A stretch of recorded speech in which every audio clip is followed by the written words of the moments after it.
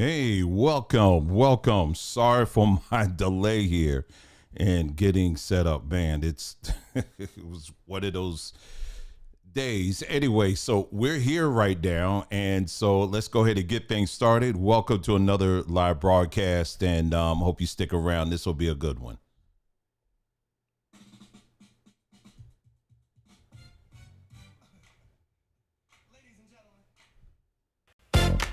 It's tea time. Summer tree style. Yeah. We don't sip. We celebrate. Hey, hey. Eight of Steve. We're vibing in tune. Got that sunshine spirit from morning to noon. Pour it up sweet. Let the flavor pop. That Markley groove just don't stop. It's good So good. to the last drop. Don't stop. Sip that brew. Come through. Get your body rocking too. Hey. It's good. So good. Feel that flow. Let's go from Your head to your toes. that multi-glow show. Take a sip, lift it higher. Nature's blend, set your spirit on fire. Vitamin rhythm, mineral beat, a samba groove can't be beat.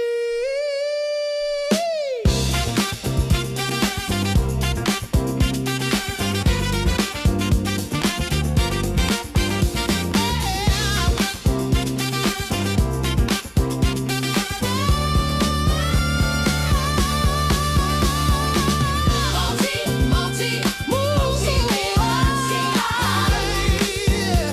Drink it up, feel alive. multi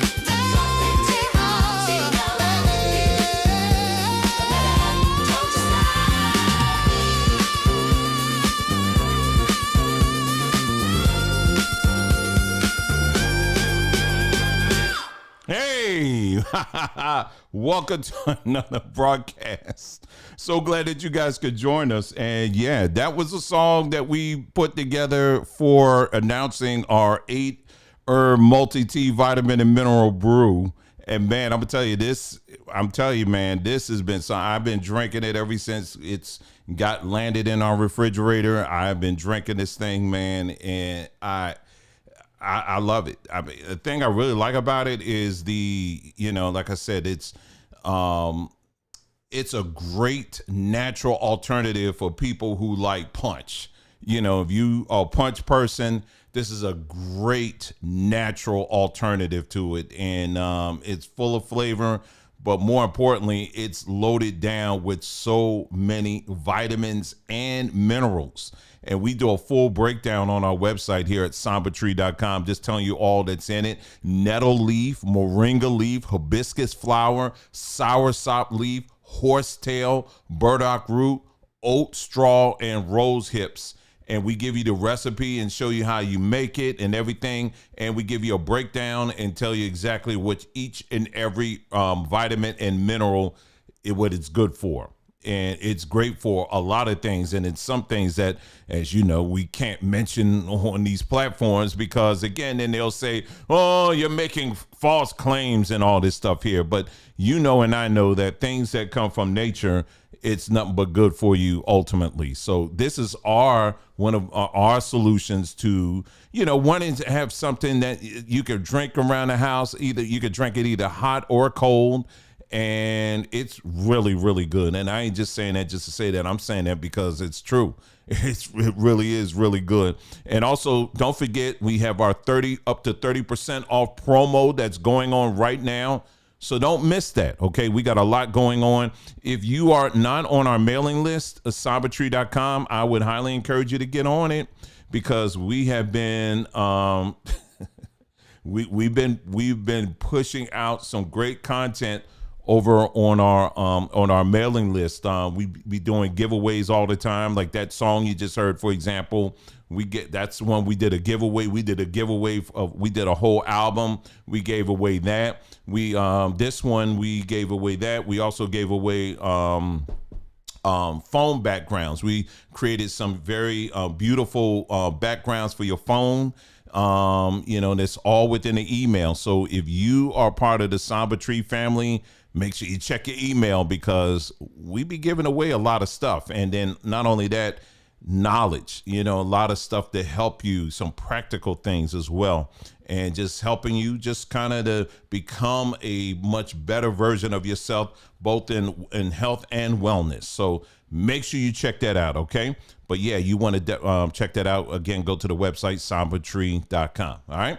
All right. So yeah, so we're going to have a very interesting conversation tonight. Some of this information, if you've been following us on our platform, I've talked about this stuff in the past. I mean, it shouldn't be anything new, but from time to time we do come across people that maybe haven't been to the channel in a while or whatever, and they're not sure, or they got questions or whatever, and that's totally fine.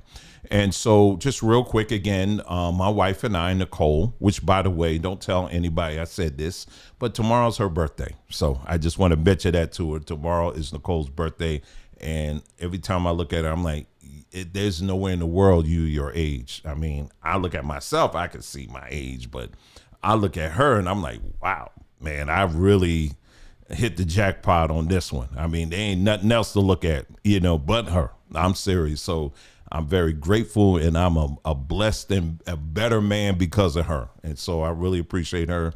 And so, yeah, it's her birthday tomorrow. Happy birthday, hun. If you're watching, probably not. She probably somewhere asleep somewhere. So anyway, but I do want to mention this really quick. Just our background. When we started this channel, when I was in Christendom, that was my thing, and I was just sharing just pretty much things I saw within Christendom, and just sharing some of those thoughts and things like that, things that was inspiring to me at that time and all of that. And then, as time goes on, I just began to start putting things together, and I'm like, wait a minute, this ain't adding up. Wait a minute, that ain't adding up. So I had a lot of questions, and I was posting that. And then as I continue to go on, I kind of got out of it. I got out of Christianity for, just period. I was done. I was completely done. Now, everything I'm saying now and later on tonight, I am fully acknowledging that you do have some very wonderful, nice people within these constructs, be it in the Christian world or also in the Hebrew world. I don't hate people in these constructs and these worlds at all. I don't, but I'm still going to tell you the truth. You know what I'm saying? I'm not going to hold back on that. But no, I don't, unless you give me a reason to dislike you. By default, no, I'm not gonna get on here and blast you because how dare you serve that Jesus, or how dare you call on the name of Yah and all that stuff. I mean, that's your choice. You understand? My responsibility here on this platform is to do one thing, and that's to tell the truth. You know what I mean? That's what I try to do, and I try to help others to seek the truth out for themselves as well. That's what we specialize in here.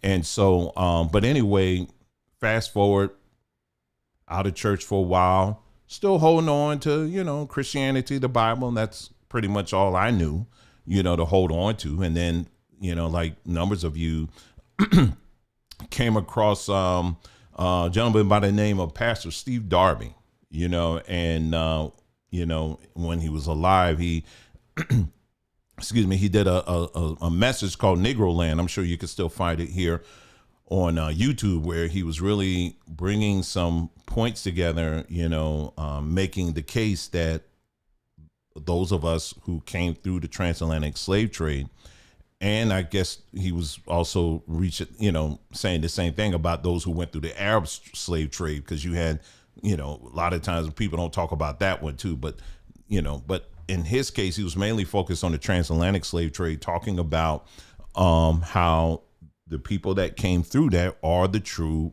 people of the Bible. They're the true Hebrews.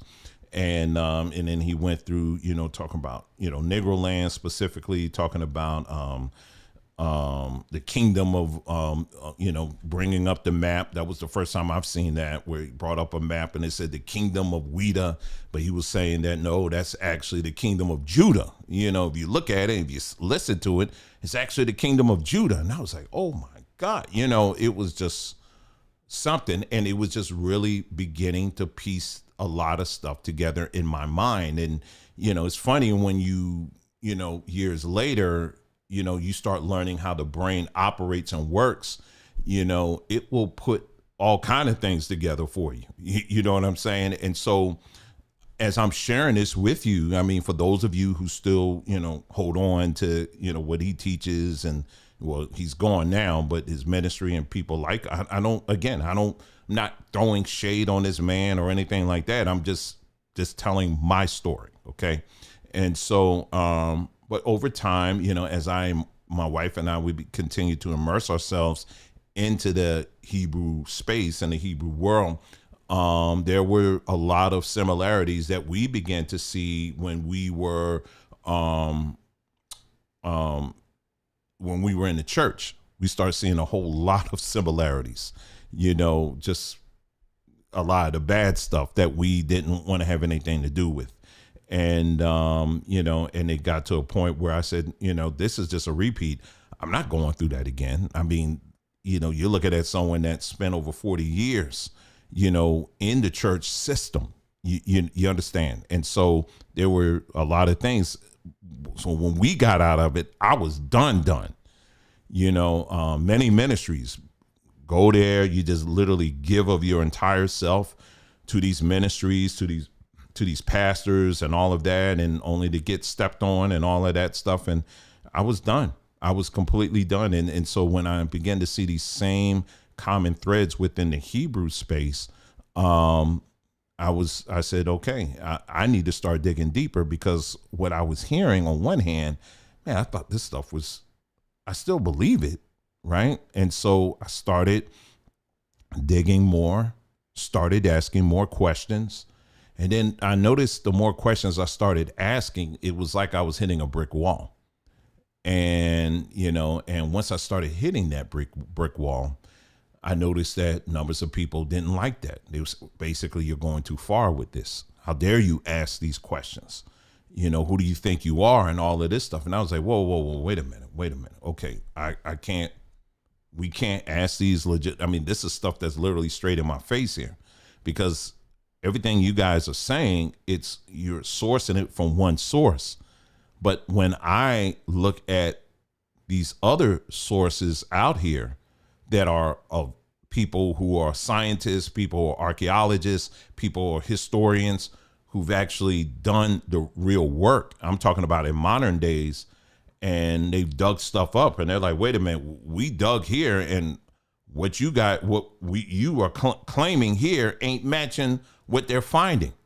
Like we've done videos where we talked about all the numerous things of Egyptian things they were finding all throughout modern day Israel, or the state of Israel.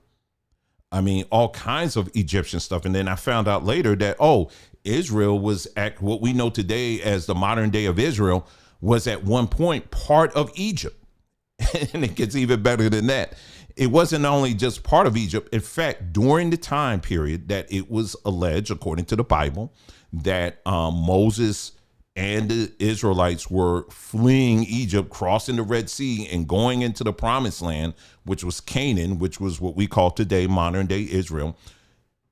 During that same time, according to Bible scholars, that same time frame that they said that what took place is the same exact time that, according to historians, that the Levant was part of what was called the New Kingdom period of Egypt. So basically, that was during Egypt wasn't just that one little area that we see on the map. Egypt had extended itself to the Levant, to the greater part of the Levant, and especially that part, what we call today Israel. That was part of Egypt. So basically, putting that all together, if you actually put all of this on the timeline, they were fleeing Egypt to go to Egypt.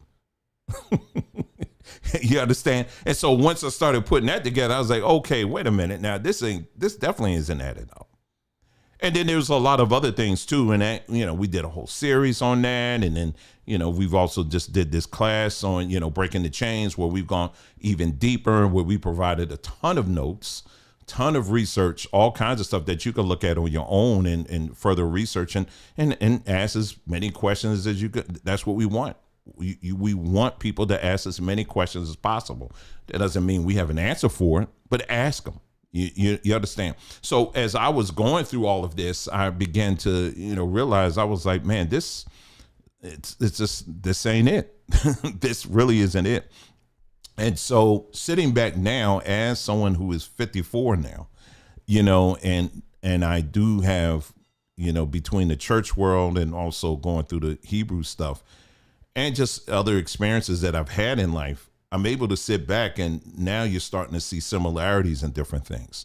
And so, so tonight, as we're getting into this conversation, we're going to look at some of the similarities that we're seeing that are there between people that call themselves Hebrews or Hebrew Israelites and Jews, the Jewish people. Specifically, I want us to look at this whole MAGA thing, this, what's going on right now. Now, if you're not following this unveiling, if you will, that people like Candace Owens has been doing when it comes to Turning Point, you definitely need to track that. You really need to watch that. I mean, again, people like myself, I, have my opinions about her and all that stuff, but don't let that get in the way. I mean, because what she is laser focused on exposing.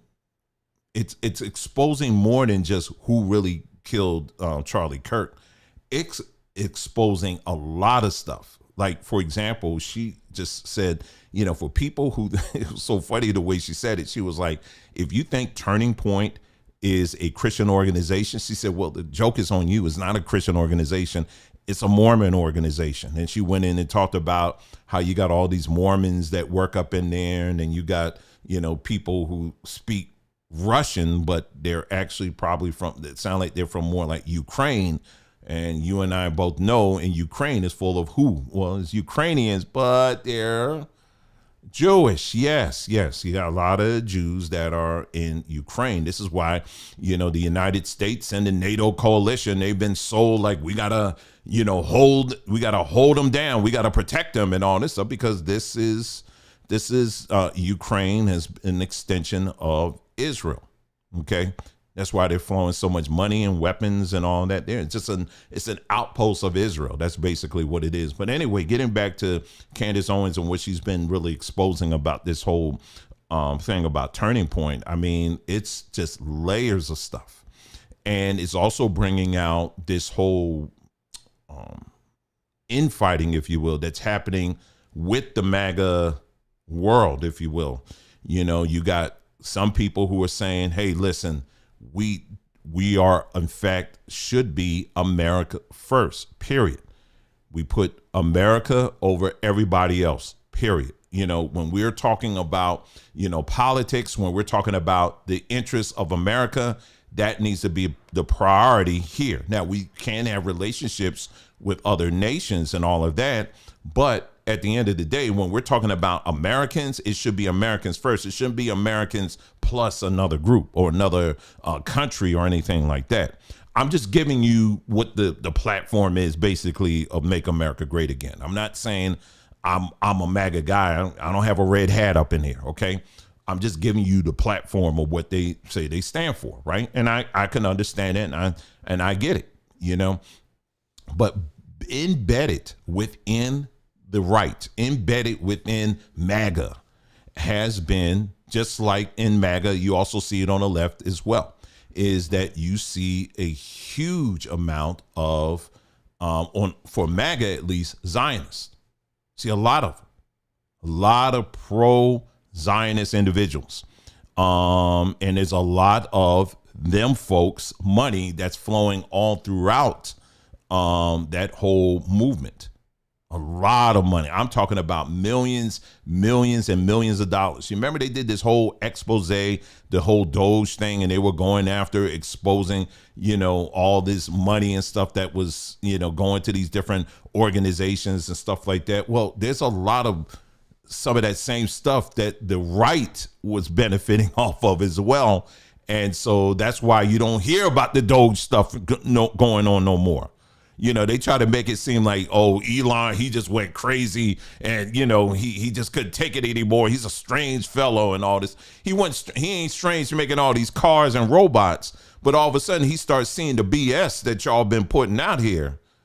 And he's like, wait a minute. In his mind, he's like, wait a minute.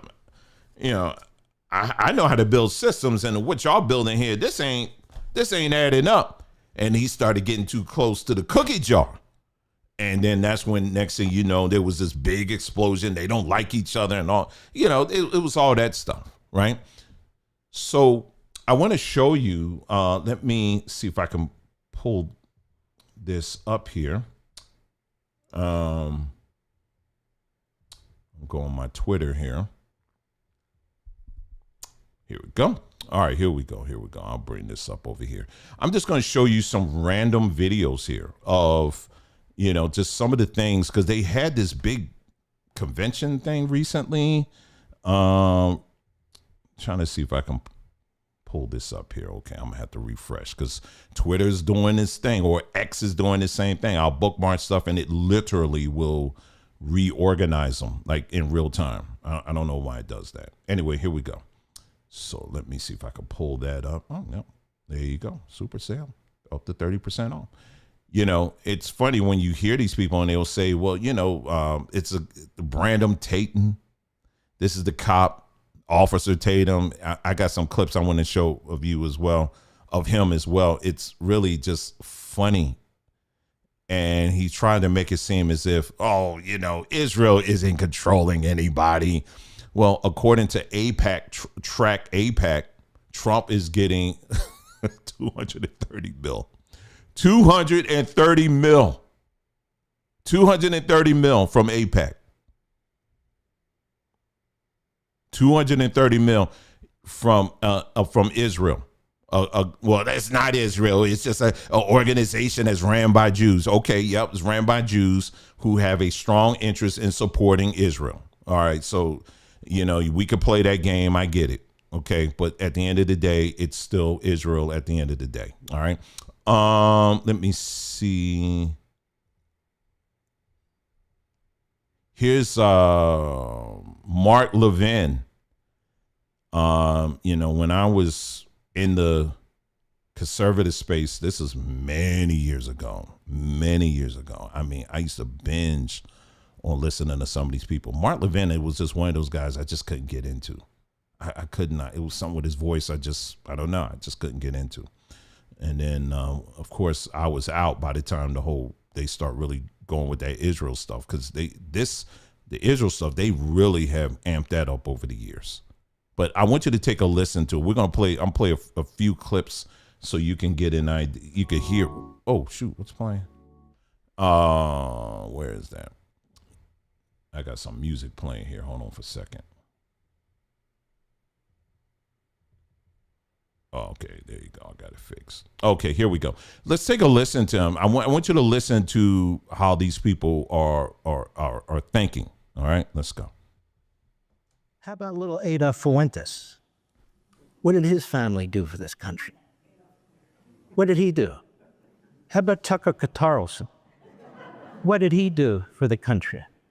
He interviews the Qatari, interviews Putin, he interviews the lowest of scum, genocidal maniacs from the face of the earth. Now he's attacking Christian Zionists. He's literally attacking the Bible that are evangelical Christian brothers and sisters. And it's not just that. It's Catholics. Ted Cruz is a Catholic. He's a great man. He's out there fighting. They're attacking Christianity. Why? Because Christianity rejects what they're spewing too. Let me stop here for a second. I'm gonna tell you this: how he's such full of crap. Israel, the nation state that he's defending, literally have bombed Christian churches in Gaza.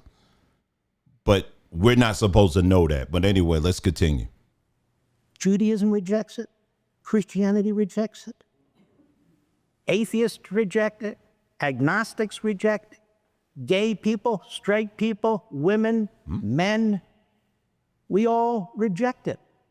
So why is it so hard for people in my business or people in leading positions in government to do the same thing?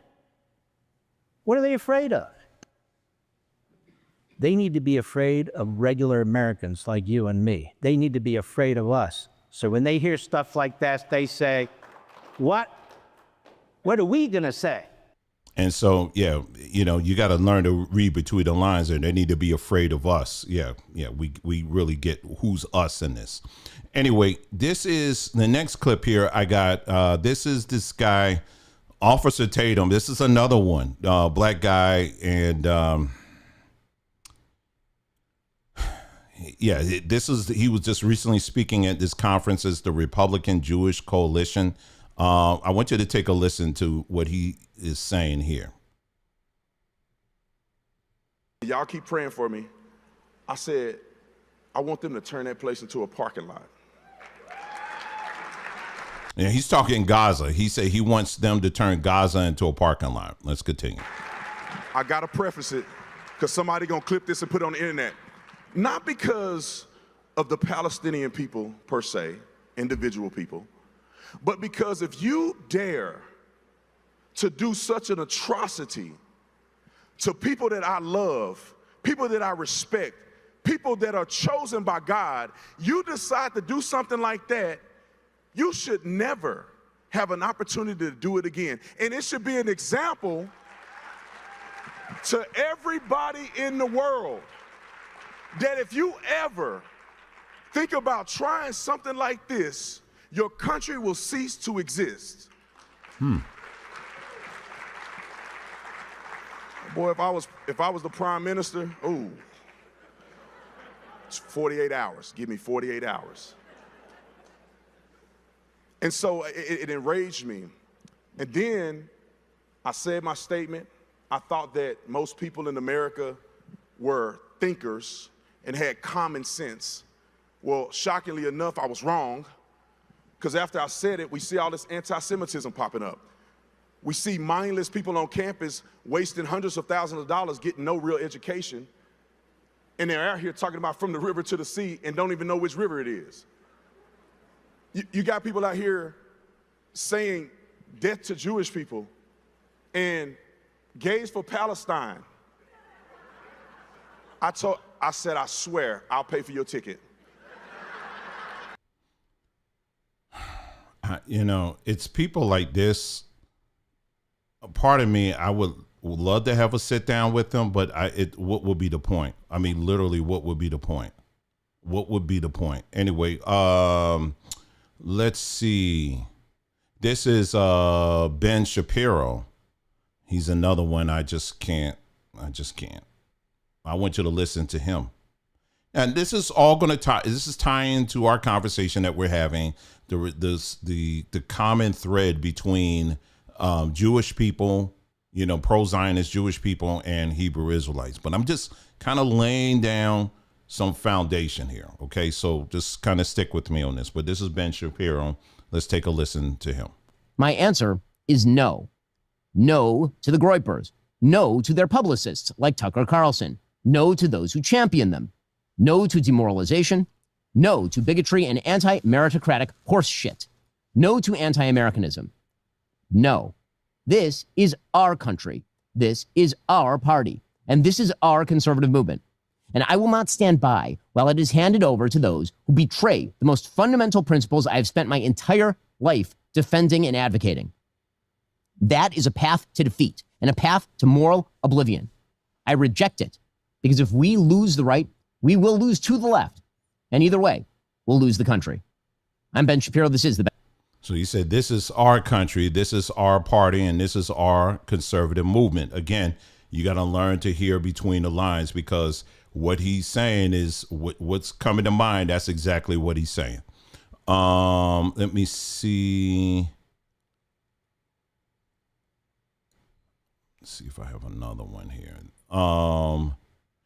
Now, this is going to dip in a little bit to the connection between Hebrew Israelites and Jews. But I'll just play, because there's actually two videos here. Let me just play this here. This is Floyd Merriweather. Maybe I should play this one first because he was at the same conference recently. Let me play this video first, and I want you to hear him. And like I said before, I'm not with you guys 10%, 50%. I will always be the voice for the people in Israel. I will always stand behind the country of Israel, the one and only Floyd Money Mayweather in Israel. I will always be here for you guys when you guys don't have a voice.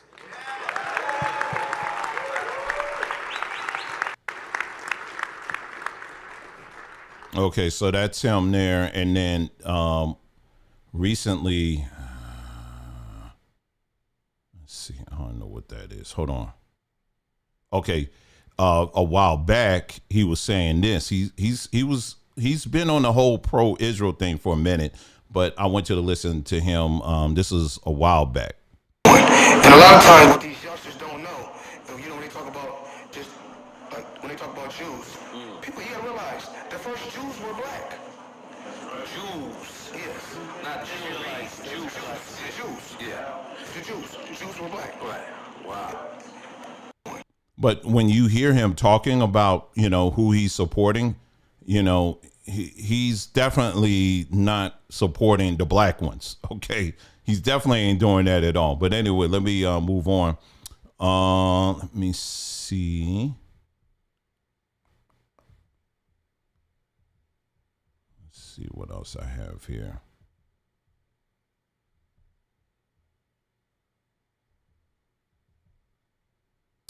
This is Lindsey Graham, and I want you to take a listen. I want you to pay very close attention to the language.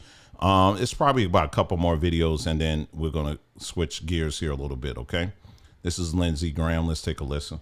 We will meet you on the battlefield of political discourse, and we will beat you politically.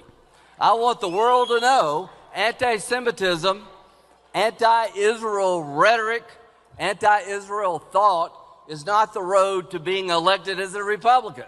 You will lose. So now we got that out of the way. So they're becoming very clear that unless you are on the boat of being 100% pro-Israel, you will not have a place in the Republican Party. He's being very clear with that. Let's see if I had some other things here.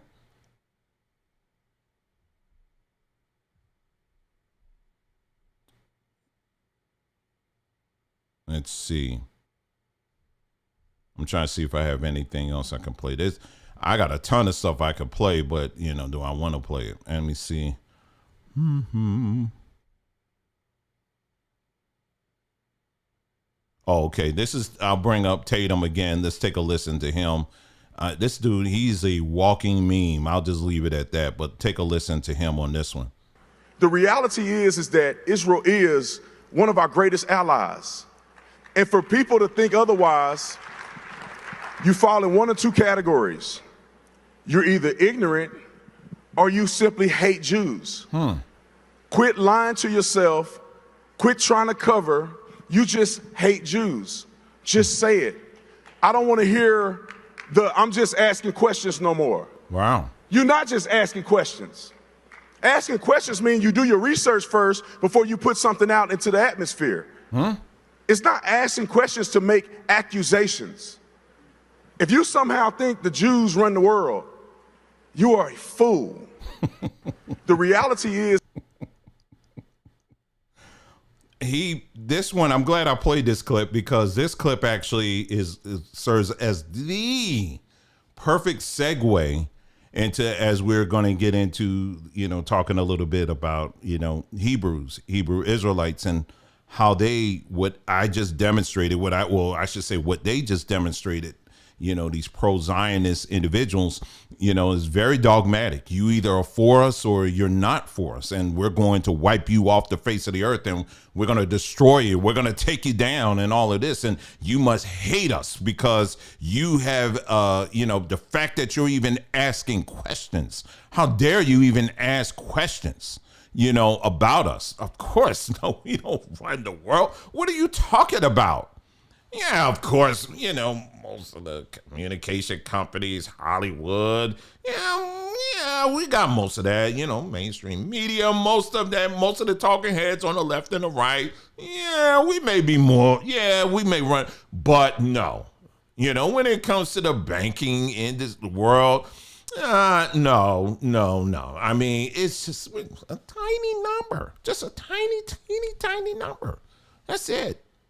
And it's just, but you're not supposed to point that out. If you point that, how dare you point that out? How dare you point these things out? I think the guy's name was Joel Klein. This is an article I bring up often. You can still find it. It's still out there on latimes.com. Joel Klein, writing for LA Times, he basically and very playfully answered the question, and he said, does Jews run Hollywood? And he said, and in an article, he said, absolutely, we sure do. And then we can go down a list of, and I've done that on this platform and many other platforms as well. And I pointed out the different industries that they are very prominent. These are indisputable facts. So they'll tell you. So on one hand, you're supposed to be proud of the positions that they have, but don't add it up. Put that calculator away. Don't you dare. Don't add it up. They're not there. They don't exist. But anyway, but it's a very dogmatic thing, and tying it to like what Candace was bringing up as well. That's what Candace Owens, when she started putting all this stuff together, she was like, wait a minute. You telling me that in order for me to do this, that, or whatever, I got to kiss the wall. I got to put, do the whole, I'm out. I'm not doing that. No, I got some serious questions, regarding, what y'all doing in Gaza, for example. And for me, I'm going to tell you the Gaza thing. You got to understand, these individuals, they play both sides. I ain't talking about the Gaza people. I'm talking about these chosen ones. They play both sides of every issue. That's why you ain't gonna hear me talking too much about Gaza on here, because they play both sides of it. And I posted a video recently. It was a professor, and he floated out a theory about it as to why they are constantly stay attacking Gaza. And I thought it was very interesting. I won't get into it, but it was a very interesting theory that he put out there. And I'll just say in a nutshell, he was saying that part of the prophecies, if you will, is that the whole world has to get to a place where they absolutely hate Israel, because that's part of their prophecy, because their prophecies are saying once that happens, that is when the Messiah, the Mashiach, is going to show up. And so that's their thing. And so this is why they keep doing what they're doing. I mean, like, what's his name? Trump. He may have said, I signed a peace treaty and everything's fine. Child, they still bombing over there. They still fighting. They still shoot one another. It didn't stop. They're still doing it. The media ain't really talking too much about it, but it's still happening. And it's going to continue to happen. You think they're going to pump the brakes just because Trump asked them to? That ain't happening. It's not happening at all. But it's about control. It's about control of people's lives. That's what their narrative is about. Now, let's fast forward. Now, let's jump rails here. Because as you saw on the thumbnail and in the title of this is that I believe, well, not that I believe, I know that that Hebrew Israelites are not really that much different. Now, they may not have the power that these individuals have, but they do try to emulate it. All right.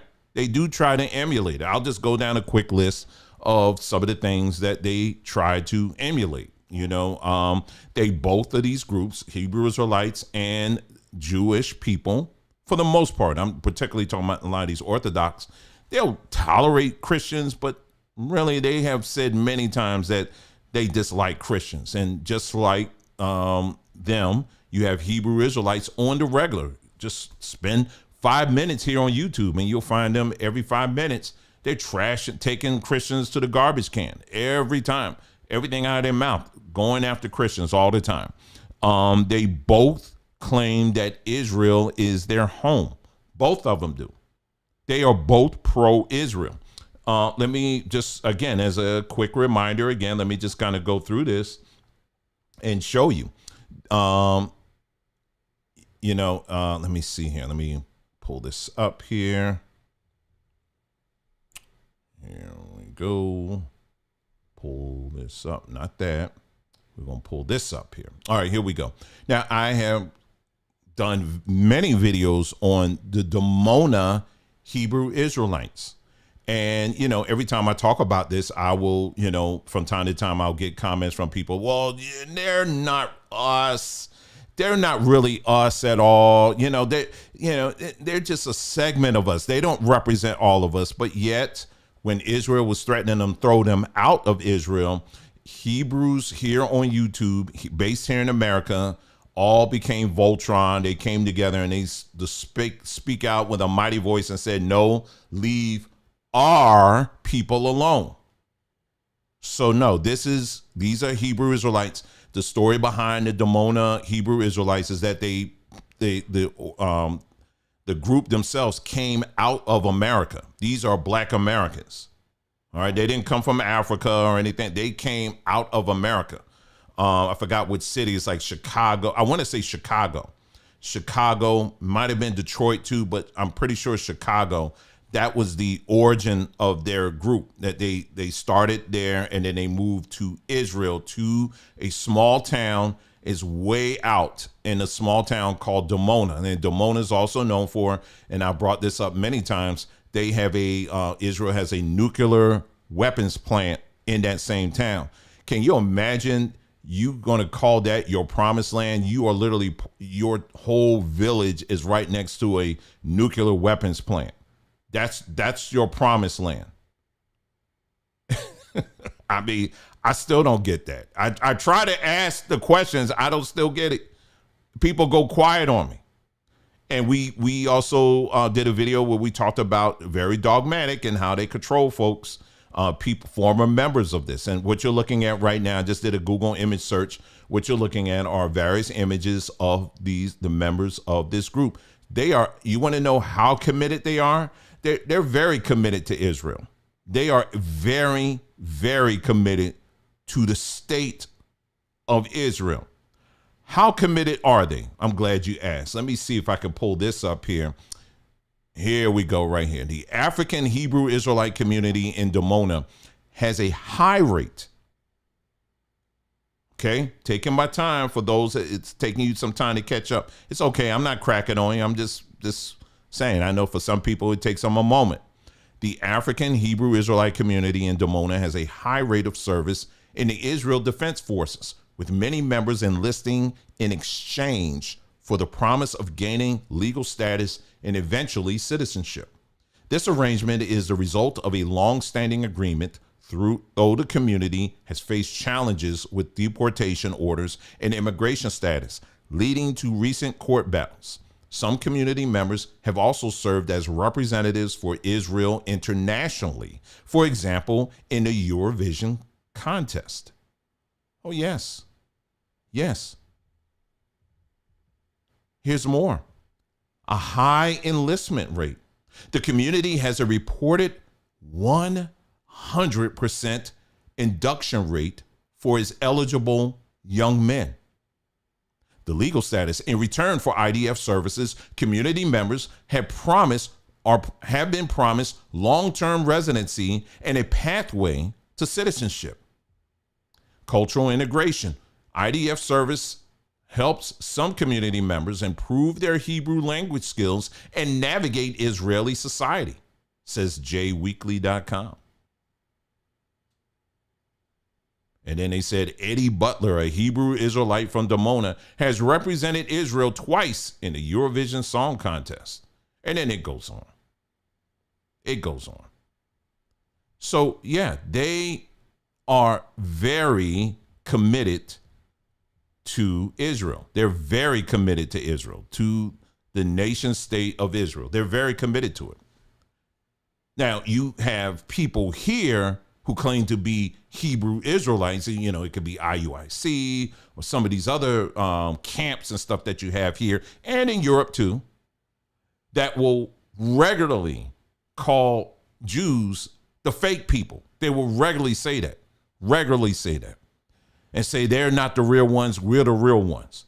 Okay, so my question is that never gets answered is this: if they are fake, then why are you copying them? It literally makes no sense to me. If they are fake, then why are you leaning on them for your understanding of the Bible, which, by the way, they help pass on to you. Then you got in Harlem, we talked about that. You have a whole group. They're called the Commandment Keepers. They too, I've given you the history of them. They have a tight relationship with the Jews in the Harlem area and all throughout New York. They share lots of information with each other. If you go through the history, you'll find that the Jews in Harlem at that time, they were actually giving them money to help build up their synagogues. I'm talking about the Commandment Keepers. This is all public record. But I have spent hours talking about this stuff, and people go quiet. They go quiet. They go quiet when you bring this stuff up but it's true. Okay, so there's a shared thread that this community has. Again, don't pay attention to these pockets out here that on YouTube, it'd be a 1 or a 2 or 3 folks or whatever. They're the fake people and all that. They can say that all they want. But your belief system is directly tied to them. In fact, you do everything you can to emulate them, including calling yourself the chosen ones. You are the chosen. Right? What else I got here? They both have a dislike of white people. Both of them do. They both have a dislike of white people. If you go on Twitter, you can see all the time, when you're looking at Jews, for example, a lot of these prominent Jews, they will talk. It's like two sides of the same mouth. On one hand, they will say, white people, y'all need to do this, this, and this, and you guys are this, that, or whatever. And then they'll flip back and say, I'm glad I'm a Jew, because I'm not white. I'm a Jewish person. They will make that distinction, but they do play both sides of that coin. They do all the time. They know the pass that they can get as someone that appears to be white. They know they can get that pass. But in a moment's notice, when they need to, they'll flip that coin real quick and say, oh, but I'm Jewish. They'll do that. But they do, and then we can get even deeper in with this. We looked at many of these organizations, not just here, but also abroad, that push immigration, illegal immigration.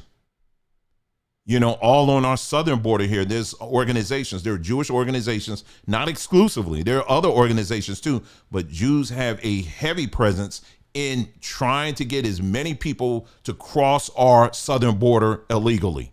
They did a whole investigation on this. And I'm scratching my head, why y'all so invested in that? But then when you dig a little bit deeper, they're doing that all over the world. But why are they doing it? Why are they pushing these advertisements that you see where it's always this interracial stuff? I mean, I can't go anywhere. I ain't got no issue with someone, if you are one race or one color and you want to marry someone, that's you. I don't care. I don't lose any sleep over that. But why are they so persistent in pushing that? But at the same time, they say, oh, we can't do it. You understand what I'm saying? So they're using, this is the extent that they're going to basically push their agenda. Because again, this is all part of their prophecies, because when their Messiah comes, the whole world is supposed to be all mixed in together. That's a whole nother video I can get into. Don't take my word for it, but I can play videos right now of rabbis that are acknowledging this stuff. They put it out here all on YouTube and on other platforms too. This is how much they have a dislike for white people. And likewise, when you listen to Hebrew Israelites, at every chance they get, every time they put a video up, it's a new video about what white people, how much of a devil that they are. They specialize in that. Both groups, as I said before, they both believe that they are the chosen, that their God chose them to be above everybody else. And when I say that Hebrew Israelites are like the opposite, they're the direct reflection of Jews. You're like the shadow of Jews. Jews will say, we are the chosen, and we're going to take this country. We're going to influence this government. We're going to do this. We're going to do that. They're doing all of these things. They're moving and shaking and controlling. Black Hebrew Israelites or Hebrew Israelites, whatever one you want to grab there. You know what what Hebrew Israelites will say? Again, I was one of them, okay, for years. What we say is, oh no, we're the cursed ones. we take the curses, but they'll take the blessings.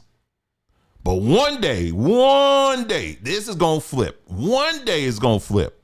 It may not be when you're alive, but when we dead, we might see the flipping happen. But we are designed to take the curses.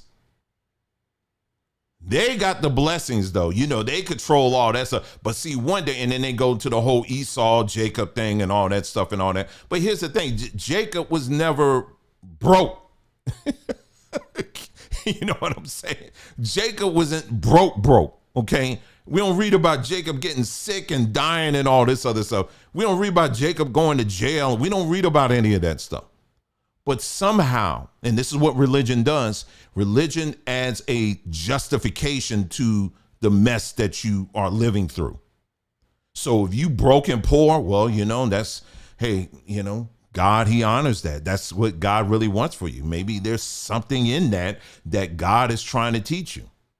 I'm not saying you got to be rich. I'm just saying, but if it's okay to point out some of the other factors that are out here that's keeping you that way. You understand what I'm saying? But this is a thing that you'll see, not just in Hebrew Israelites, but in the black church particularly, where it's somehow, some way, we gonna make it on the rough side of the mountain. We gotta climb. If you're gonna climb in life, you gotta work twice as hard. No, you gotta work 3 times as hard. We gotta climb on the rough side on the mountain. These people ain't singing that song. They saying, we gonna take that bank, we gonna take that movie studio, they just do it. They just do it. Meanwhile, these folks, when we talk about Hebrew Israelites, they will literally fight each over who is the most cursed. Because the curses actually mean you're blessed. It gets quiet, but I've been used to it. The curses, this is what black people have told themselves. The curses actually mean you're blessed. Actually means you're chosen. You're favored by this God. You're favored by him because he gonna keep cursing you. But this group, he gonna keep blessing them. Anyway, let's move on. Yeah, it gets quiet. Anyway, they also have strict rules for women. There are many, many cases, people that have written to us directly, and just take some time. Again, on YouTube, you'll find many cases of women who have shared and talked about the treatment that they receive as being women. It's very interesting, because a lot of these groups are actually controlled by women. They are. It's a huge presence of women that are controlling things behind the scenes. And we've called some of these groups out. They have men on the front lines or whatever, but it's usually women that are controlling things. It's really not too different than, what you see in the church. It's the same stuff. The manipulation and all that kind of stuff. And usually it's the women that go hard on the other women. Oh, it's been people that have done videos on this. I'm not just the only one saying this. There's many people that said it, but they, people just look the other way and just pretend it doesn't exist. There are many Hebrew groups out here that have this issue and how they treat women. And then you got some of these guys that get up here, these brutes that get up here and they want to say that, you're entitled to have multiple wives because some of the people in the Bible, they had multiple wives. So I got to have multiple wives and all this stuff. No, they're sex objects. Let's just cut the crap and let's just get right down to it. Let's just cut through the crap and that's it. You are addicted to sex and you want to have your variety. And you have found some gullible women that will go along with your sex addiction and we'll just play along with it, and you can play house and do all you want. One night I got this woman, next night I got this woman, and then use the Bible to justify that. Well, I've been in a relationship like this for years, and it's all, we've been fine. Yeah, dysfunctional families have been together for years too, and they think in every sense they think they're fine too.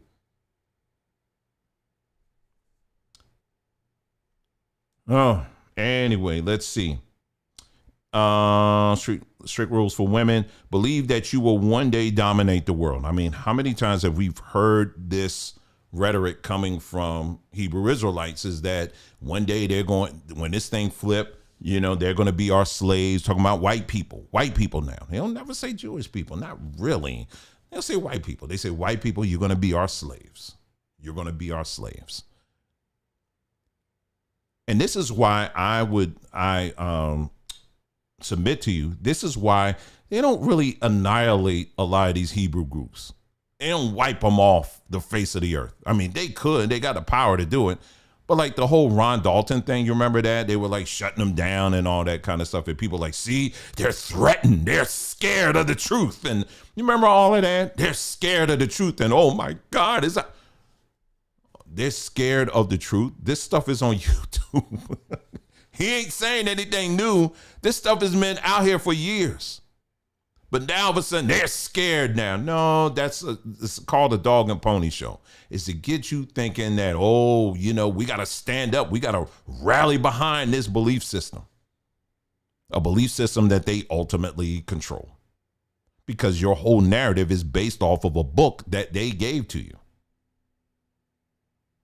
Anyway, so what really got me into thinking about this again was the fact that I'm on Twitter or X, and I came across somebody that came up with and I knew this was going to happen. They came up with AI like chatbot. And, I have shared on this platform, on ChatGPT, how you can create what's called a GPT, which basically what you can do is, let's say if I had a stack of books here and I said, all right, I want to create an interactive library where it's on Egyptian archaeology, for example, right? And for me, I think these authors are very good. These are very good researchers or whatever. So I'm going to upload these PDFs of their books to my GPT. And so if you have any questions about Egyptian archaeology, it's going to pull from them as a resource, as a primary resource, right? But if you dig a little bit deeper, you can also say, like, for example, the GPT that we created called Claim Check. We have a ton of like resources that I put in there of most of it's all pretty much peer reviewed books and stuff like that, and studies and all of that I've put in our GPT. But I've also instructed it. I said, listen, where you're limited to what these people have put up, I want you to access the full internet to get the answers. Like, in other words, this isn't a walled garden here. I want to make sure that when people have questions, you make sure you are free to access the full of the internet, right? That's what I did, so because I want people at the end of the day, hey, I want people to find out the truth for themselves, and, you want to give people the access to do it. And so we just created something that does that. Well, anyway, there's somebody, and I think I kind of know who this person, where they're coming from. Is from one of these camps here. And this person created something called Israelite bot. So, I had to have some fun with this. So I signed up for an Israelite bot because I wanted to see how this thing was going to treat certain questions here. So, yeah, so it's called Israelite bot. And just like you would, it's kind of set up like a ChatGPT or, some of the other ones that are out here.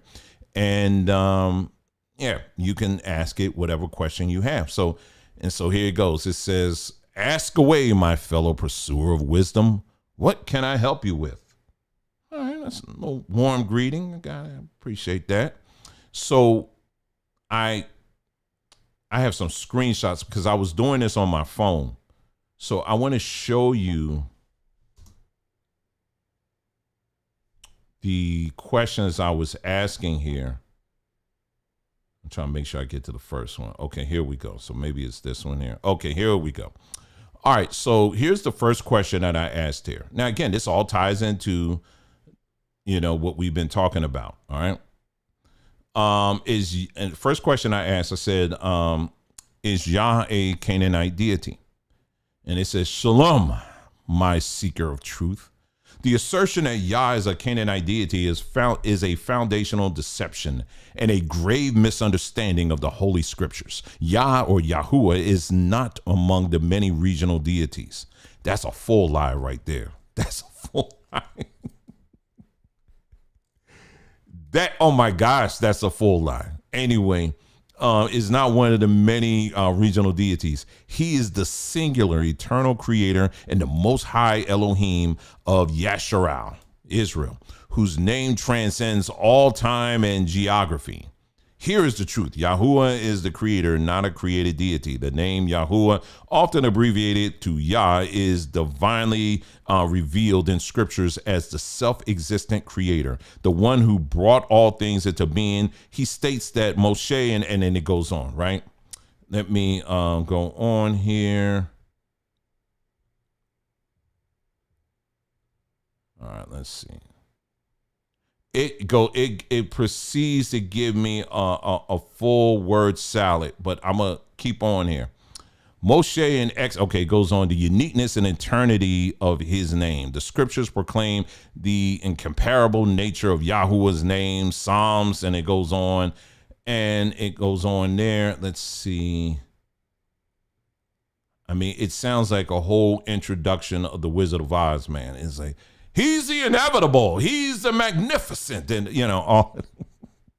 And so anyway, and it goes on. It says, "Let it be unequivocally clear: the true land of Canaan is in the Ethiopian highlands of East Africa." Okay, so let me give you history on that one.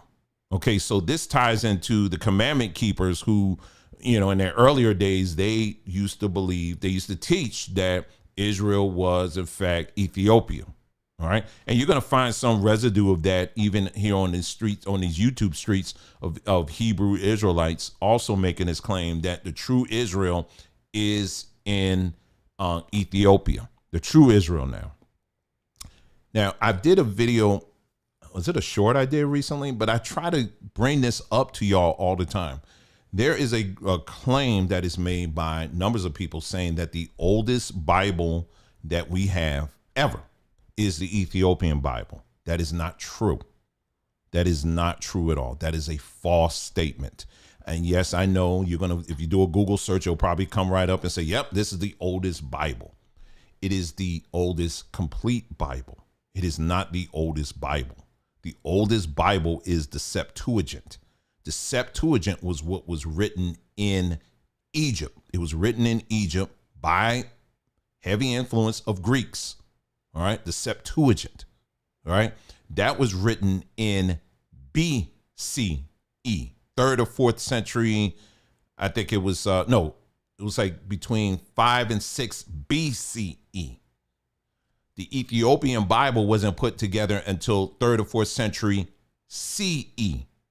So you're talking hundreds of years of separation between the Septuagint and the Ethiopian Bible. So anytime you hear somebody say, this is the original Bible, it's not. It is really not. You got to do it takes a few minutes to look these things up. Okay. And that's what I encourage people to do here. But anyway, let's continue here. They go on and say that, the book of Jubilees, and they give scriptures and they talk about, explaining who the Canaanites were and how evil and bad these people were, all that stuff. And let's continue here. And of course, I closed out the window that I was pulling from. Anyway, let's go on here. Hold on for a second here, Dwayne.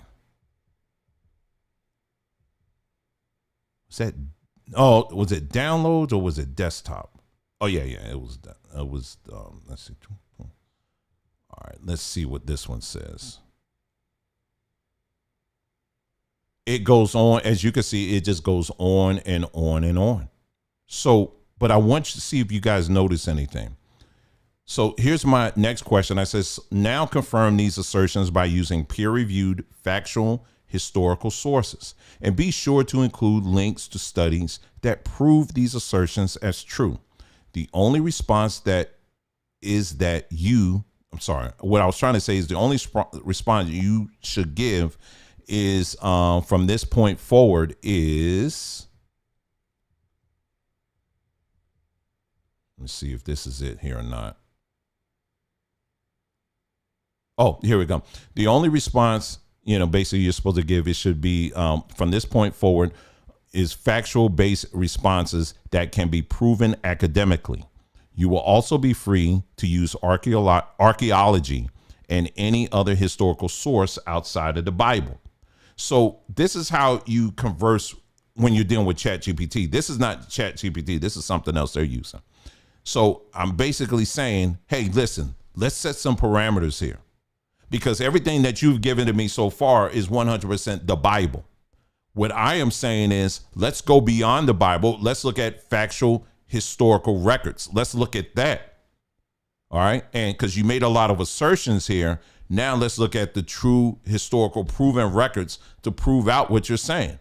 I mean, I don't see why that's a big deal, And so anyway, let's go on. Shalom, seeker of truth. Your request. No, this is just funny. Anyway, Shalom. I guess that's yeah, they're like in Europe somewhere. I think it's one of these camps. But Shalom,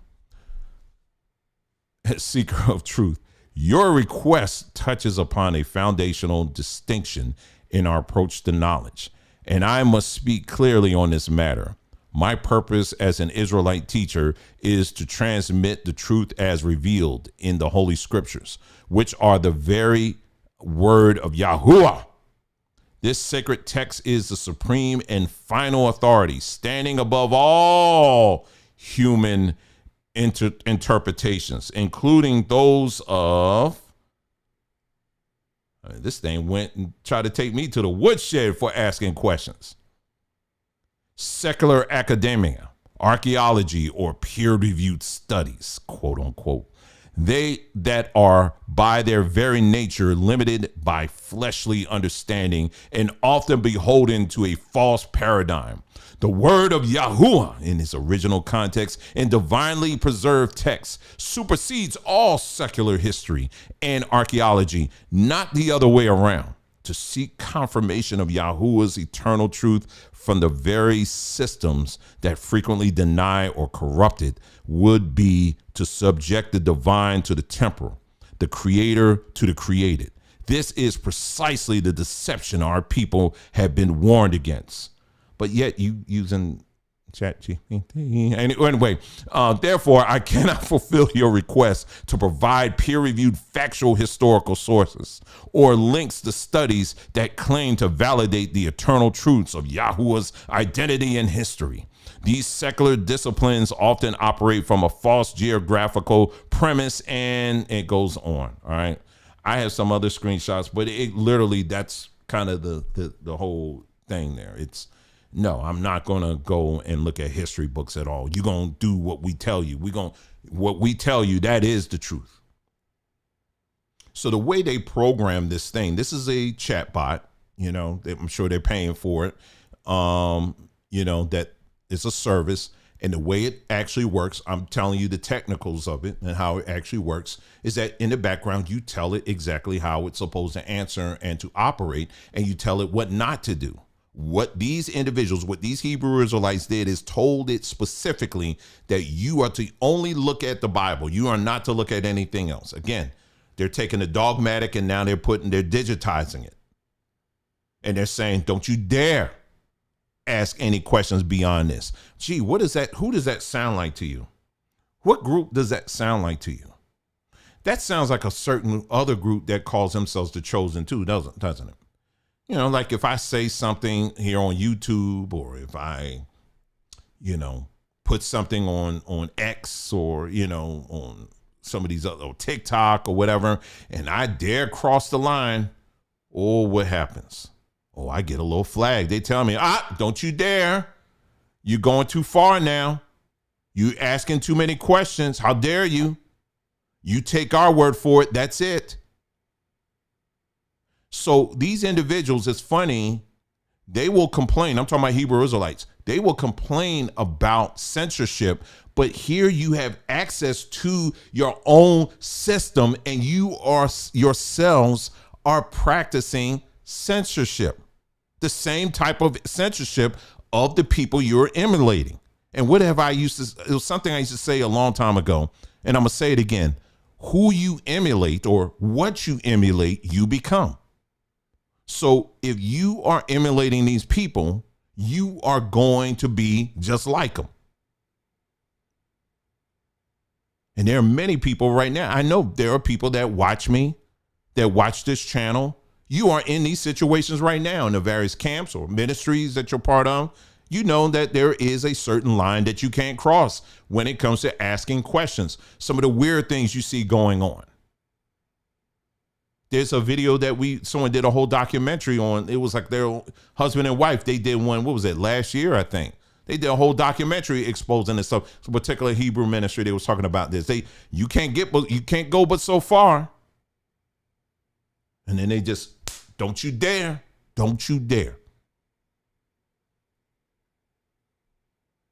It's really quite amazing. I mean, like I said, when I saw this, it was just quite fascinating to go through this and to look at. I'm trying to see, because I was asking it some other questions here, and here it is. I'll show you a few more, and then we'll wrap this up. Let me close this out here.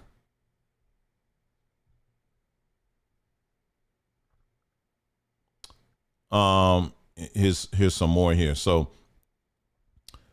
these are just random questions I was asking. And I said, if whites are the ones, I meant to say, are the ones who enslaved us. If whites, I'm sorry, Dwayne, just read it. If whites and the ones who enslaved us are the Edomites, is there a precedent in the Bible where Yah entrusted his word to the Edomites to make sure that they preserve his word and to deliver it unscathed to true Israel? Are y'all following me on that question? So basically what I'm saying is, since if we're going to sit up here and say that whites are the Edomites, they're evil, they're wicked and all that kind of stuff, right? If we're going to say that, if we're going to make that accusation, if we're going to make that assertion, is there, but yet at the same time, it's these people that gave you the Bible. You didn't come over here on these slave ships with Bibles in your hands. They gave you the Bible. They introduced the Bible to you. So what I was asking is there any precedent in the Bible where God was so angry with his people that he said, you know what? I'm very angry, but I want to make sure they have a copy of my word. So I'm going to give them a copy of my word to the most hated people. I hate these people so much. You know, I'm going to give them to the Philistines, and I'm going to make sure the Philistines has a copy of my word and deliver it to Israel once they get their act together. That's just an example. I'm saying, is there have been any precedent in the Bible where that took place? That's what I asked. A very simple question. And then here we go again. Shalom, seeker of truth. I believe that it sounds like this should be a gong, like a whoosh, when they say that. Your inquiry delves into a matter of profound importance concerning the custodianship of the sacred scriptures and the identity of those entrusted with Yahuwah's precious word. Let me state with absolute clarity, grounded in the entirety of the scriptures. No, there is no precedent whatsoever in the Bible where Yahuwah entrusted his word to the Edomites, whom the scripture consistently portray as the perpetual adversaries of his chosen people Israel, to preserve it and to deliver it unscathed. Okay, you answered my question. Next. But of course, it didn't stop there. Let us turn to the unadulterated word of Yahuwah. Who did Yahuwah choose to be the guardians of his oracles? The answer is unequivocal. Israel.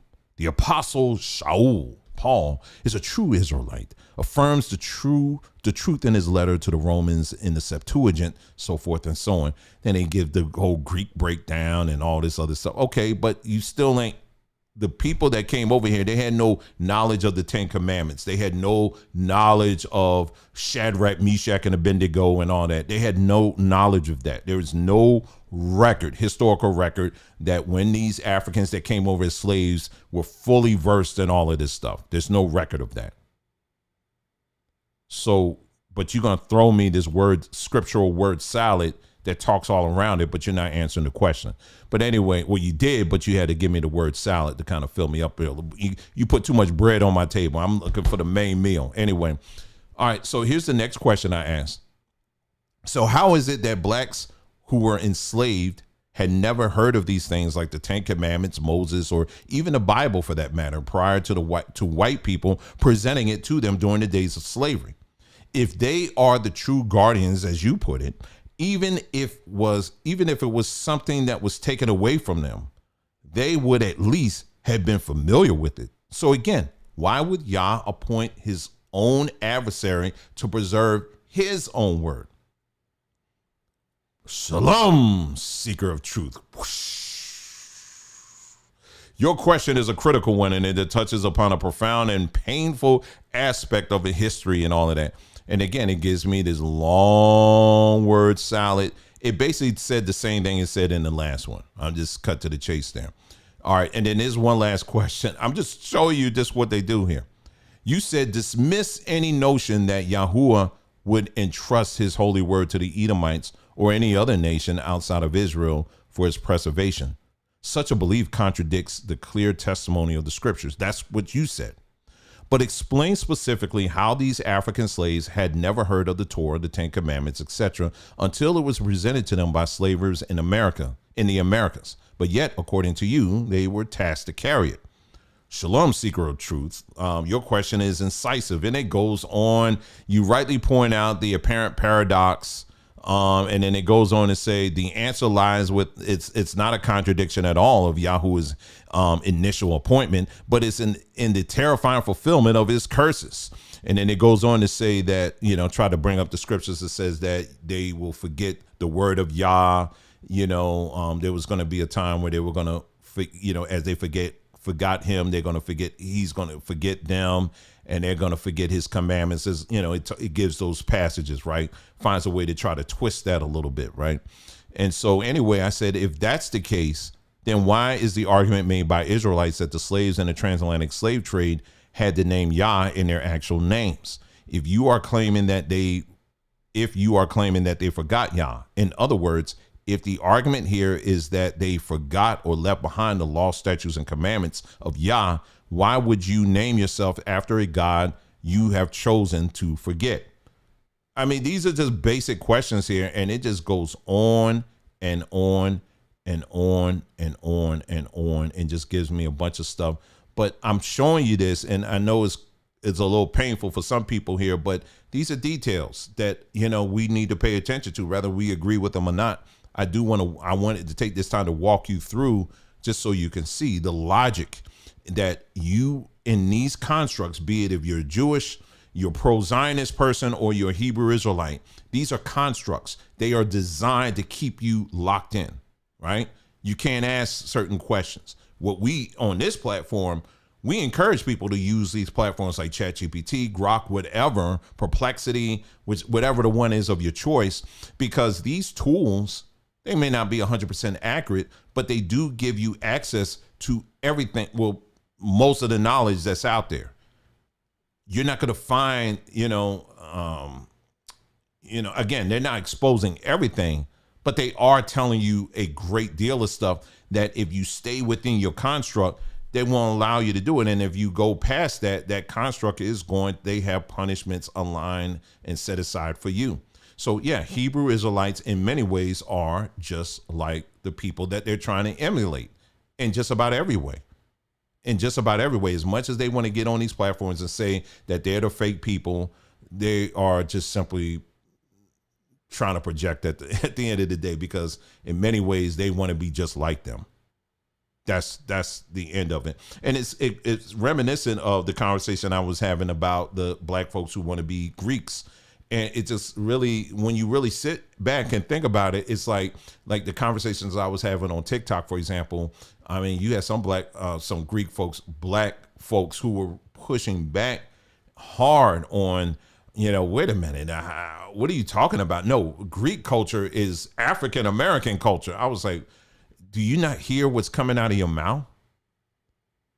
You're calling it Greek culture. And then I had this one person here on YouTube try to make the argument, well, what had happened was, see, the Greeks, they went into Egypt, and see, they took that knowledge and stuff that was in Egypt, and then they made it their culture. And so really we're emulating African culture. And I said, very calmly, I said, okay, then call yourself Africans.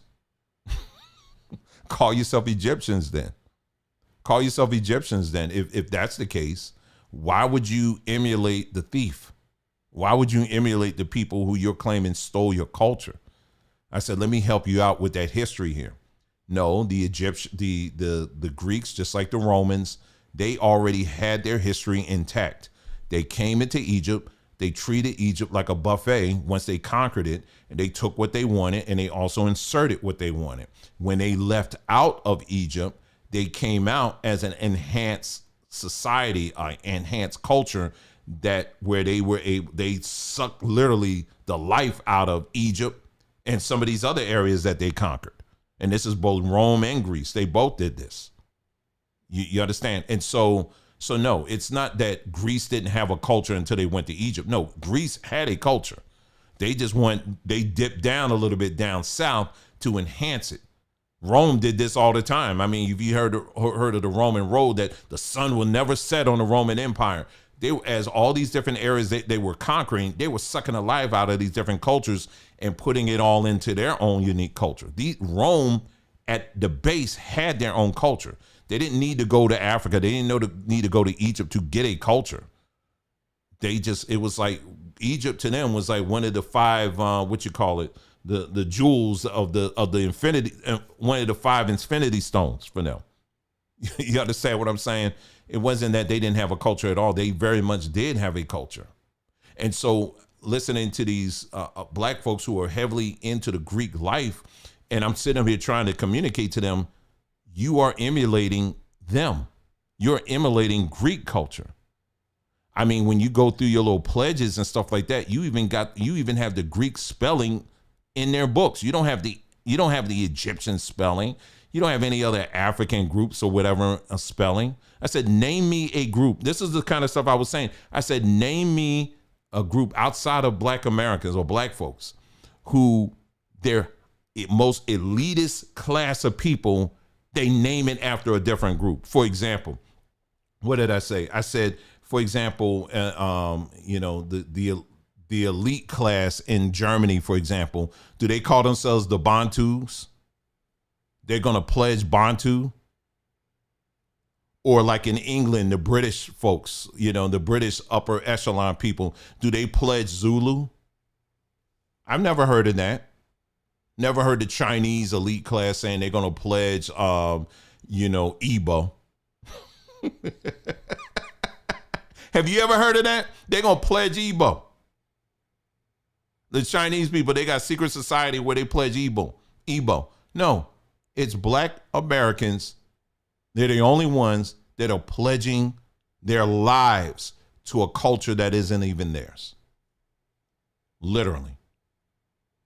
Will even give of them life. They will brand themselves with Greek symbols. Greek symbols. My dad had one. He got out of it, but he had one. They will brand themselves permanently with Greek symbols. They will physically beat each other up so that they can be accepted within Greek culture. Oh, they may add their little seasoning to it, but it's still Greek culture. And then when you try to spin it and try to say, well, again, it's like, oh, it came from, the Greeks were really black. Nah, don't give me that. I'm not the one, okay? I'm not the one. We just explained that. If that's the case, then call it Egypt, the Egyptian. You're pledging to the Egyptians. Say you're pledging to the Bantu. Say you are pledging to the Zulu. Why can't you do that? It's got to be Greek. And then I went on to explain about how the only reason why we have the Divine Nine, the only reason why we have these, the Prince Hall Freemasons, is because they were rejected from trying to get into the white groups. Prince Hall, he tried to get into the Freemasons. They was like, no, we ain't got no niggas up in here. And they rejected him. And he was like, okay, well, let me take a trip to England and say, please, can you give me a piece of paper that says that we are allowed to mimic you? We allowed to mimic you, sir? And then they said, okay, we'll give you, here's your little piece of paper. All right, get out of my face. Get out of my face. You can mimic us. There you go. Oh, thank you, sir. Thank you, sir. Thank you, Jesus. Thank you, white Jesus. Thank you, white Jesus. And that was the origin of Prince Hall Freemasons. Same thing with the Divine Nine. Yeah, we are this, y'all. Yeah. We're going to flash these signs. All Greek. All Greek, 100%. Yeah, but the Greeks, they don't step like us. Okay, well, they'll give you that. Okay, you can step, but it's still, make sure you call us Greek.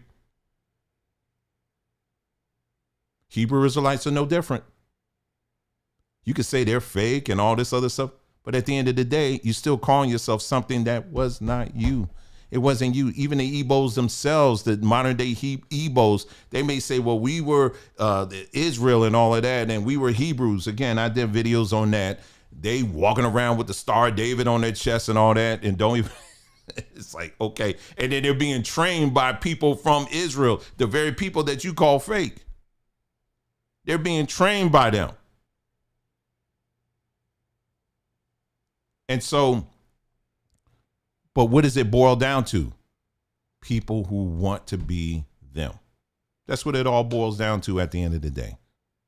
So my question to you is this, listen, again, as we're closing this up, I really don't care what you personally choose to believe. I don't, nor do I hate you for your choice. If you want to emulate a Jewish person or, that whole life or whatever, okay, that's you. You want to emulate being a Greek, okay, that's up to you. You want to emulate whatever, that's fine. You do you. You do you. But here on this platform here, we're going to tell you the truth. And we're going to encourage you to go past those constructs and to find out the truth. We're going to encourage you to do it. That's where you belong if you are a true seeker of truth.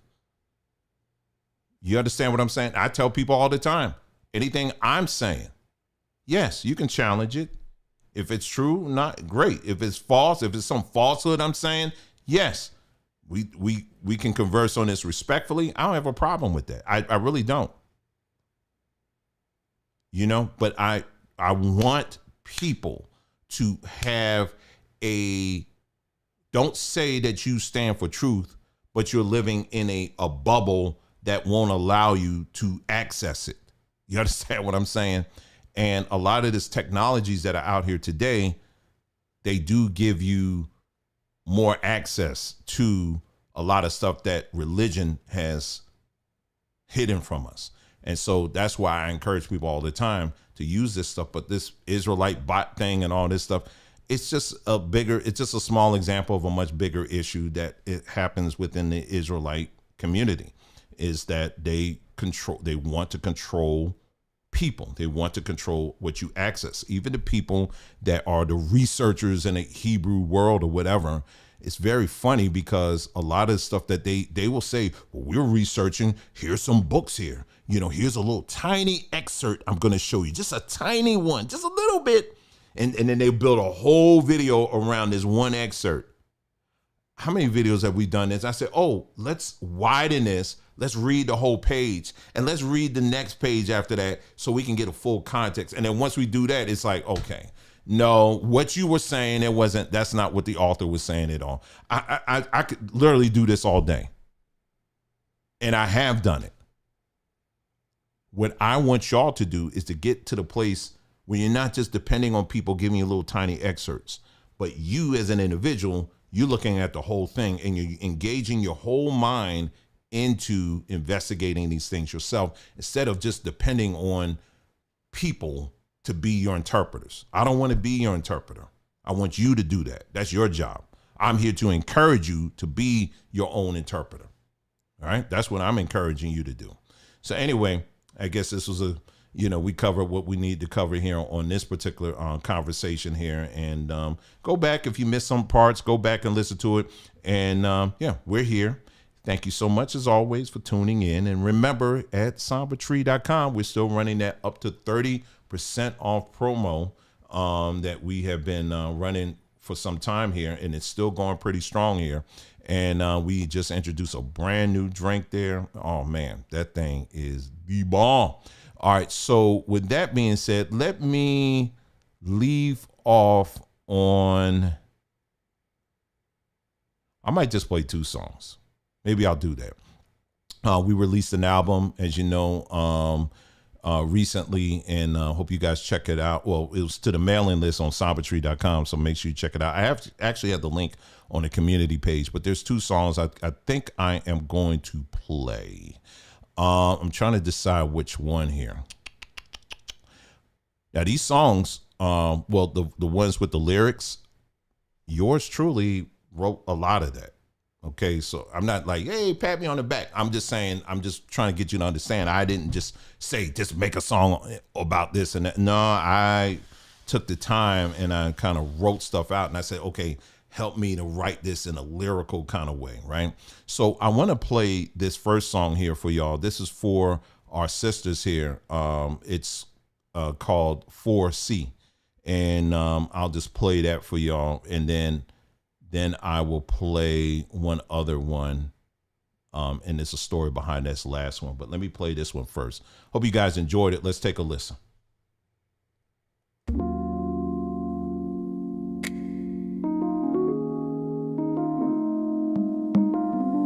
Yeah. This one's for every queen who thought a crown was too heavy to wear. But baby, that crown was built for light.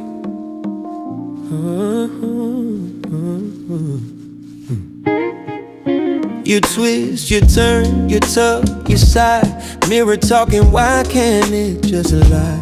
But I see galaxies in every curl. A sacred pattern, baby, that built the world. They said too coarse, I said too divine. High quality always takes time. Girl, your roots run deep as history. That's more than beauty, that's ancestry. You may think your hair's a curse, but I see it as a blessing. You've been stressing with that pressing, but your essence, baby, that's the lesson. Let your crown glow, let it breathe, let it show. Crowns aren't meant to be covered, no. I don't care what the others think, we just wanna see you happy. I'm happy, cause that's how I know it's true. Learn to love your crown, baby, I'll show you how.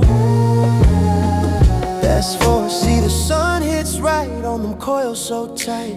Each strand's a story, bold and light. You say it's hard for fingers to slide through, baby, that's 2 of us, me and you. Let's leave China and India out this talk. We walk in roots that angels walk. No synthetic love could ever compete with the rhythm that your curls beat. You say it's hard to manage, but art always takes some damage. Still you shine through all that pain. Girl, that's power in your mane. Let your crown glow, let it show, let it show. Crowns aren't meant to be covered, no. I don't care what the others think, we just wanna see you happy. I'm happy cause that's how I know it's true. Learn to love your crown, baby, I'll show you how. That's 4C, that's legacy in motion. That's melanin devotion.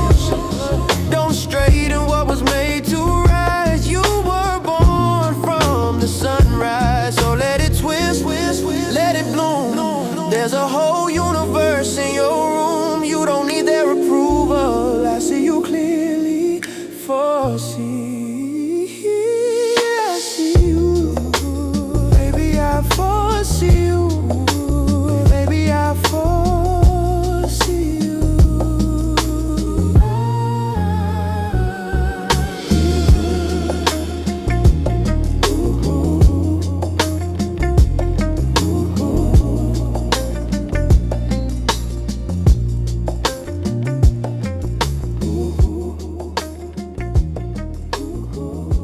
I can't sing, but I I can do the other stuff, but I can't sing yet. But anyway, yeah, that one is called 4C. That is a big shout out to our sisters out there who, I hear you. I got two beautiful women in my house, and I hear them, when they be going about their hair and all that stuff, and I tell them all the time, I say, I love your hair the way it is, girl. And so so that's one, and here's this other one here. I want to see if I can bring this up on the screen. I don't know why they ain't showing up here. Hold on. Oh, there you go. Last but certainly not least at all, this right here, this next song we did, we actually got a call this week, last week, about our dear sister Alicia Calloway. Well, she has moved on. She has transitioned, and this happened October the 30th. Her husband literally reached out to us. It wasn't even a half an hour. He reached out to us to let us know. Alicia, she was a dear woman, very precious and dear woman. When we did our Threema group, and we were, this is our thing, our way of really trying to get people together to build community and to have, people who were specialists in different areas or had an interest in areas, and say, hey, we're going to divide people in groups. So if you have an interest in, working with children or whatever, not working with children, homeschooling. Okay, they've got a group for that. If you got military background, we got a group for that. We got this, that, or whatever. I mean, it was just down the list. And Alicia, she took the reins of like the health and wellness group, and she really did an excellent job with that. Now, she was doing this, and she was battling stuff. She had cancer, and it was really, really something. It was a battle. It was a battle. And, and she, she did all she could. She was like telling us what was going on, updating us. We were calling her, find out what was going on, what she needed and all that stuff. And like I said, it was just amazing. She's doing that while at the same time caring for all of these other people and their stuff that they were going through and their own sicknesses and stuff like that. And so she really was a dear woman in that. And her husband, I want to give a big shout out to him, because he stood right by her side to the very end. He was right there with her, and we were there, we saw, she was tracking us through the progressions. She would have her good days, and then she had days where it was just like, whatever. And she, so, this type of cancer that she had, it was just very aggressive, and she did all she could, but, it just, at the end of the day, it was, she departed us, and that's what happened. And so, I just, really grateful. My wife and I, very grateful for her life and what she contributed to, so many people. And we can't say thank you enough, and really appreciate her and her husband, and for the contributions that they've made, really tried to get people to see the value of prioritizing their health and their wellness. And so, I just want to give a big shout out to her on that. And this is the website here, and I'm looking on it now. They're going to have services for her. If you're in the, looks like it's going to be at the Heritage Funeral Home in Marietta. The visitation and the service is going to be in Marietta in Georgia. Like, I guess, I don't know. I didn't look through the whole site yet, but they may have something where you can leave words of, encouragement or whatever. I just put that in the chat. So you could, if you want to do that. And they said tomorrow at 10 a.m. Well, for me, it says 10 a.m. Mountain Standard Time, but, whatever that equates to wherever you are, if you want to tune in, maybe you want to tune in for that. So when we got the word, we basically You know, I was like, man, I was so moved by that. I said I wanted to do something special, you know, for her, and we actually came up. I, you know, really was trying to figure out what kind of song can I kind of put together that can, you know, makes me think of her. And so we came up with this, and it's simply called Elisa. And so with that, that's the second song I want to play here, and that's also on that free album that we provided. So here you go.